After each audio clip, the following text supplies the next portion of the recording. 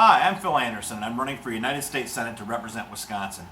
We're having a snowstorm today in Wisconsin. Not only a few inches of snow, but also blowing wind and ice, and it's pretty treacherous out there. But to many people's credit, they're out there still moving around. The people that are in the business of transporting people, namely my cab company and the 3 other cab companies in town, as well as Uber and Lyft, have people out there driving around, getting people where they need to go. A lot of stores are still open, even though there's not many people shopping there, they're still staying open. And why are they doing this? Cab companies don't make money on snow days. Uber drivers have a hard time getting around.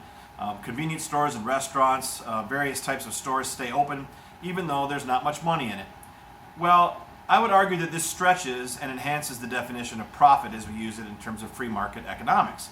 Meaning that profit is not just about making money, it's about getting a certain satisfaction or doing things that you know are right, that make you feel good or make you a better part of your community. So in the people that are out there staying open, driving people around, restaurants that stay open, stores that stay open, and especially the people that are driving along and just get out of their cars to help other people out of the ditch, help shovel people out, maybe shovel their neighbors out. This isn't strictly speaking free market economics, but it does represent the kind of attitude that makes free market economics work. And that is, the free market's not just about profits.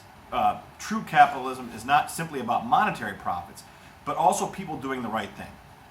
So for example, there's this sort of false impression that if free market economics were the rule rather than the exception, as it is today, that we'd be all taken over by Walmarts or people that are completely driven by profits, and that the quality of life would somehow go down, that sort of thing.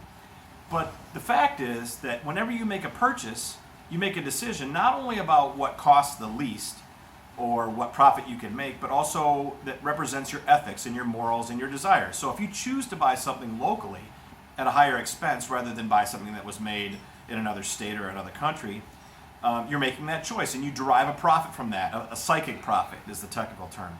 But also, because of the price system, you're sending a signal to the manufacturers. So anytime the price of milk goes up and the price of gasoline goes down, and you decide to buy a gallon of gas rather than a gallon of milk, you are incrementally affecting the prices of those goods. By not buying milk, you're decreasing the price because that's the reaction that the milk manufacturers, the milk producers will do. If you're buying gas, then you'll increase the price because you're increasing the demand. See, that's how it works. You have a vote in the marketplace. You have power when you make decisions freely and when the market isn't skewed by the government.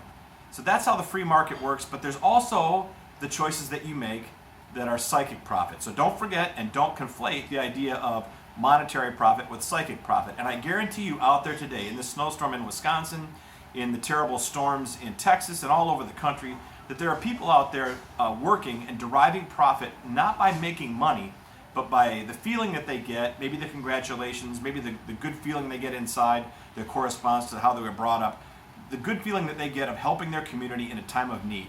That's a profit too. That's part of people acting freely and not waiting for the government to solve problems for them. So I applaud everyone who's out there working today.